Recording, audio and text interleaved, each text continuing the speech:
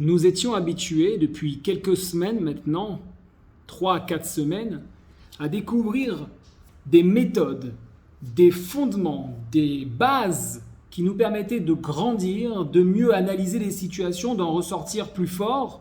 Et tout d'un coup, cette semaine, la Parashat Shoftim crée le malaise. Salut la compagnie, je suis aujourd'hui toujours en compagnie de mon public numéro 1. Salut! Shai est à côté, il tient entre autres guillemets la caméra. Aujourd'hui, on traite un sujet particulier. Shoftim veshotrim titen lecha. Voilà que tu placeras des juges et des policiers à tes portes, aux portes de tes villes, pour pouvoir finalement te structurer. Et ces juges-là jugeront le peuple justement. Mishpat tzedek, ils auront un jugement juste. Ce passage m'a provoqué, interloqué, dérangé, véritablement choqué, parce qu'il dénote de trop par rapport à ce que nous étions habitués à voir. Tout d'un coup, on rentre dans l'organisation des villes, et attention ce qui va se passer, etc.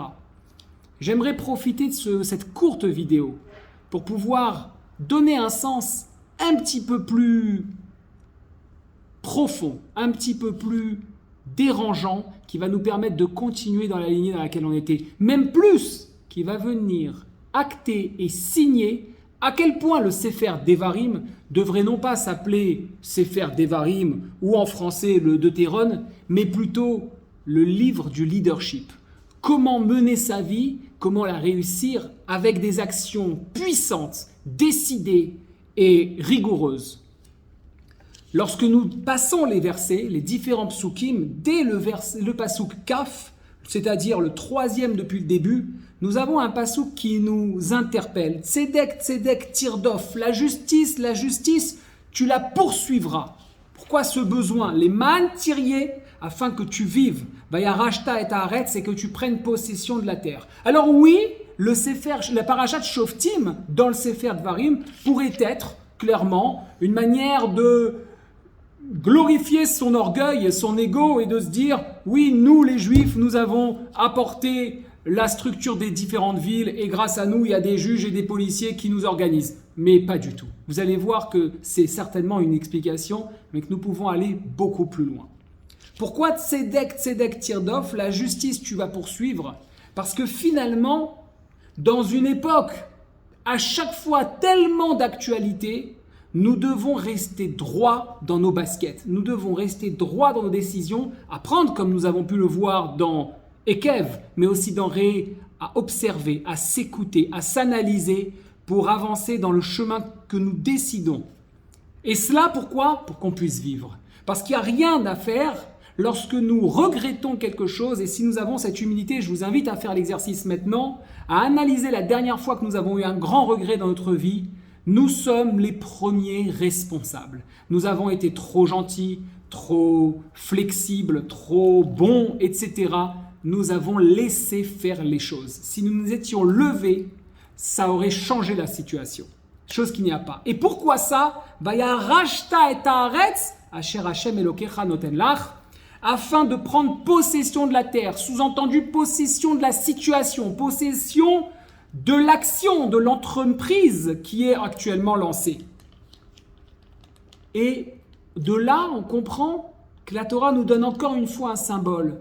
Vous qui êtes le peuple, qui êtes le flambeau de ce monde, c'est-à-dire celui qui montre où se trouve la lumière, qui n'a rien de plus, mais qui est l'exemple à suivre, donc qui soit en mesure de donner l'exemple. Pour pouvoir qu'on puisse le suivre, il faut au moins être capable de le donner. Sachez que vous devrez être costaud. C'est une leçon de leadership. Lorsque tu vas trouver au sein de tes villes, Isha, je saute volontairement un petit peu, un homme ou une femme qui fera du mal, qu'est-ce que tu devras faire? Tu devras, Yeskaltam Ba'avanim, c'est bien plus loin, tu devras les lapider, Vametu, et ils mourront. Comment la Torah peut parler comme ça? Comment on peut aller jusque-là? Encore une fois, nous sommes dans la psychologie humaine. Encore une fois, une lecture qui nous permet de mieux comprendre. Regardez le verset, comment il est construit. Ki matse bekirbecha beachad shearecha. S'il est trouvé en ton sein bekirbecha, à l'intérieur de toi, be'achat she'arecha, dans l'une de tes villes, alors un homme ou une femme qui a fait du mal. Pourquoi bekirbecha be'achat she'arecha? Pourquoi ce bekirbecha? Parce qu'en réalité, nous ne parlons que d'une chose. Lorsque tu trouveras, s'il est trouvé à l'intérieur de ton corps, de tes pensées, de tes actions, d'une manière ou d'une autre, ish, le côté masculin, le singulier, o isha, le masculin ou le féminin, le côté dur ou le côté plus tendre, qui fait quelque chose de mal, si tu laisses une de tes émotions, de rigueur ou de bonté, masculin ou féminin, dirigé, qui apporte quelque chose de négatif, non. Ne laisse pas tes émotions prendre le dessus. Que ça soit à travers de ce que tu vois, ce que tu ressens, ce que tu entends ou ce que tu dis, alors tu devras l'identifier, comme dit le passouk au milieu d'Alet, Veugad lecha veshamata vedarashta etev. Tu devras analyser la chose, fouiller, entendre, rechercher, veine emet, nachon adavar, et si c'est vrai que cette émotion négative ou positive, masculine ou féminine, il n'y a pas d'ordre, c'est pas le plus important. Quelque chose qui te fait chuter dans tes prises de décision, qui va t'empêcher d'aboutir au résultat souhaité, alors ça devient un esta toeva, ça devient une abomination, et tu devras à ce moment-là lapider. Évidemment qu'on ne parle pas directement d'un homme ou d'une femme, en tout cas il y a un sens beaucoup plus profond. Vous voulez une preuve supplémentaire? C'est facile, le passouk suivant, enfin deux passouks suivants, Yad Haedim, le passouk Zayin qui finit, Uvi arta ara mikir becha, encore une fois, tu élimineras tout mal de l'intérieur de toi. Le mal c'est quoi? C'est celui qui t'empêche d'être dans une action positive, de faire des maasim tovim, des bonnes actions pour toi et pour les autres. Alors à ce moment-là, tu comprends que tout le verset est dans ce sens-là. Cette paracha, elle m'a dérangé parce que lorsqu'on la lit de prime abord, on a l'assentiment qu'effectivement qu'on parle de l'organisation d'une ville, de l'organisation d'une métropole, etc. Mais on pourrait se dire très facilement qu'à l'heure actuelle, ce n'est plus d'actualité. Les villes sont construites, les villages sont construits, les sociétés sont construites et que ce texte-là ne nous apporte plus rien. Bien au contraire, la première entreprise, c'est l'entreprise de la vie. C'est ce qu'on souhaite faire de notre propre vie. La Torah va encore plus profondément. Regardez comme elle est tant d'actualité.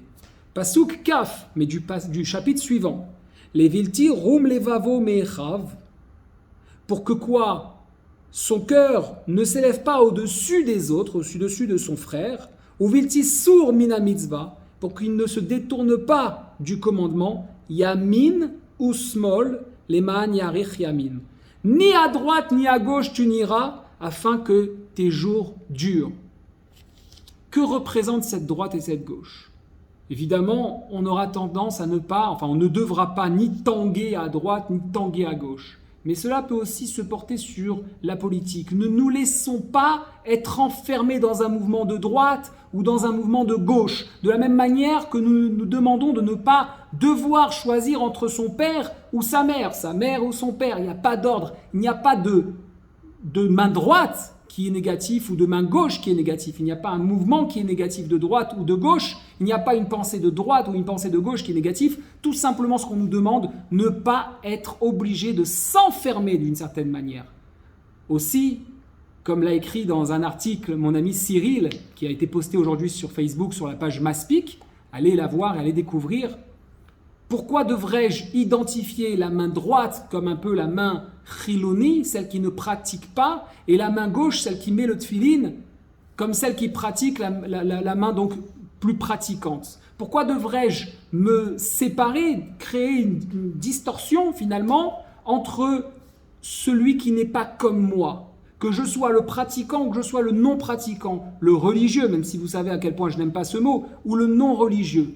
La Torah nous demande de ne pas nous enfermer dans une catégorie. Soyons ouverts dans notre réflexion, dans notre condition, dans notre action, pour enfin pouvoir être en mesure d'avoir une portée de nos actions la plus large possible, la plus bénéfique, autant dans notre vie à nous que par ricochet dans la vie des autres. Shabbat Shalom et Rosh Chodesh Tov.